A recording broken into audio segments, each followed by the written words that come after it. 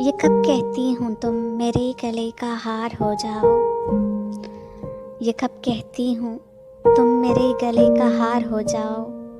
वहीं से लौट जाना तुम जहाँ बेजार हो जाओ। मुलाकातों में वक्फा इसलिए होना ज़रूरी है। मुलाकातों में वक्फा इसलिए होना ज़रूरी है कि तुम एक दिन जुदाई के लिए तैयार हो जाओ। बहुत जल्द समझ में आने लगते हो ज़माने को। बहुत जल्द समझ में आने लगते हो ज़माने को।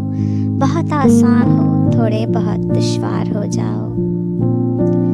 बला की धूप से आई हूँ मेरा हाल तो देखो।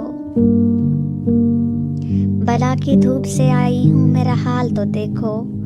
बस अब ऐसा करो तुम साया दीवार हो जाओ। अभी पढ़ने के दिन है लिख भी लेना हाल दिल अपना, मगर लिखना तभी जब लायक इजहार हो जाओ।